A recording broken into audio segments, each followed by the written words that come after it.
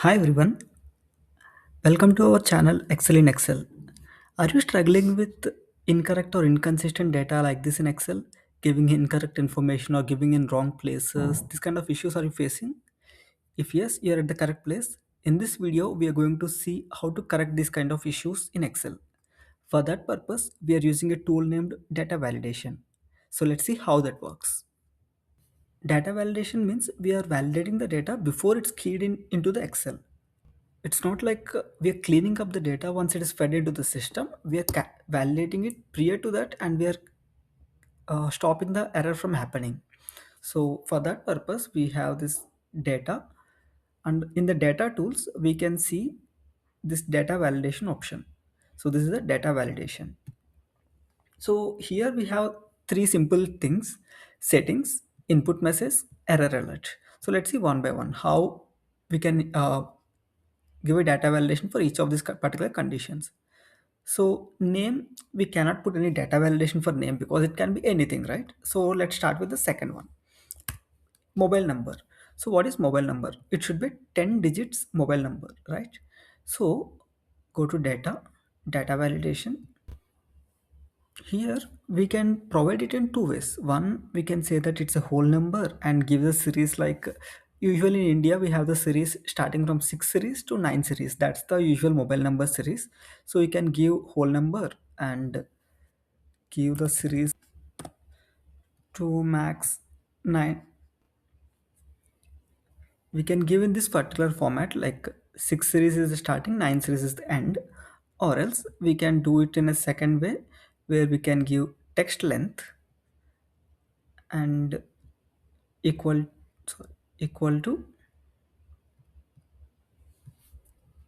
10 characters. So in this way we are saying the length of the text should be 10 characters, but it can be text, numbers, anything. If you are giving whole numbers, it will be for sure in between that range of 6 series to 9 series. So either way it works, you can just give based on that. So I'm giving with 10 characters. So if I try to enter something less than that, Excel will say this value doesn't match the data validation restrictions defined for this particular cell.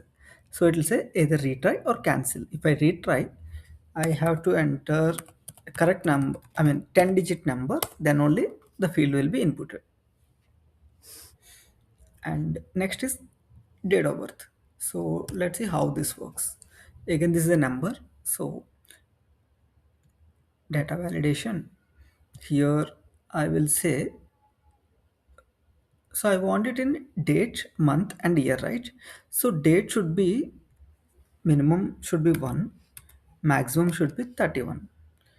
Any month will have these many dates only, right? 1 to 31. So I'm giving 1 to 31 for this particular date cell. And for the month cell, I'll give data validation. Whole number should be 1 to 12. Months will be 1 to 12. And year, if you want to give a range, you can give it like maybe say that starting from 1900 to 2025, something like that. Or if you don't want to give a range, just put a text length saying that 4 characters, depending on how we need the input. Okay. And then email ID will see the letter department. So for example, I have 5 departments: finance, HR, sales, and IT, facilities. Okay, it should be one of these particular 5 departments only. I don't want any spelling mistakes or any like H space R or IT I space T or I capital T small. I don't want multiple permutations and combinations. So I just want people to pick it from this particular list only. So in this case I can say data validation, I will give it as a list, and I will select the range. So this is the range I have, and now I'm saying within this particular list only it should be there. Now I can easily select finance, sales, facilities, whatever, and we can see the dates also, 12, Okay, if I try to input anything wrong, it will say error. Okay, so these are the basic data validation. But for example, like an email id should have a at the rate. Without an at the rate, email id won't exist, right? So in this case, how we can give a data validation?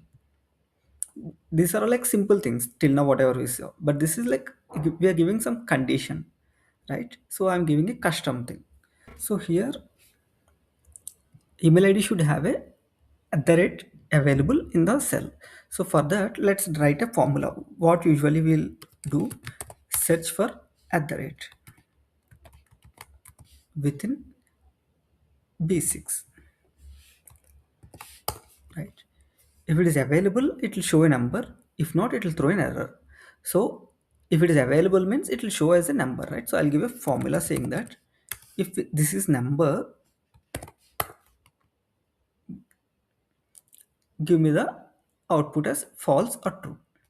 So now if I check abcd at the rate gmail.com, so now it's becoming true. Wherever it's true, the formula will let it enter, and wherever it's false, it won't let it enter. So how we have to give the data validation? Go to data validation, and given custom, you can type your own formula here. So this formula, whatever we have written it over here, I'm just copying and pasting it here. So now if I have a at the rate available in the cell,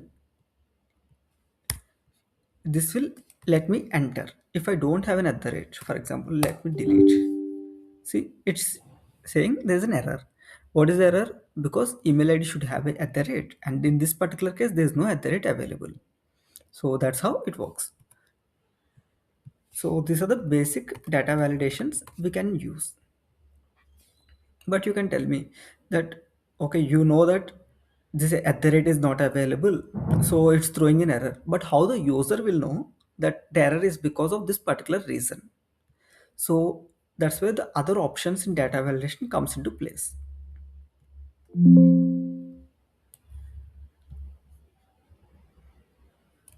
Let me check this. Input message. So for this particular cell, mail id, and I'll say an input message. Mail id should contain at the rate in the cell.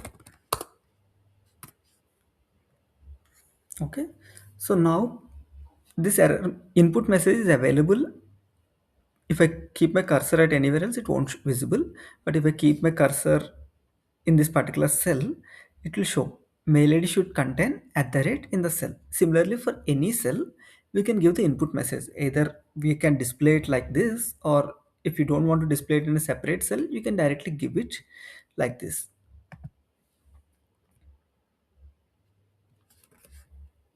Mail id should contain at the rate in the cell. And let's see the other option, error alert. So now if I do some wrong thing, what it's saying, the value doesn't match the validation restrictions. But if you want to be more specific what exactly it's not matching, you can tell that as well. For that, data validation, error alert. So there are three types of error alerts. First is stop. We are stopping it right away, saying that incorrect data. You can say error message, date should be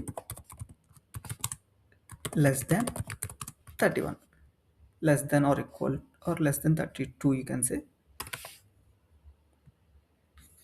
So if I try to enter something, it will say date should be less than 32. Okay, this is first type of error message where we are stopping the user from keying in the data. If you don't want to stop, for example, a warning message, I don't want the user to stop, but I just want to give a warning to him. Again, the same error message I'm using. If I try 32 now, date should be less than 32. Do you want to continue? If we still want to continue, they can go with yes. If they don't want to continue, they can click on no. This is the second type of error message. And the third one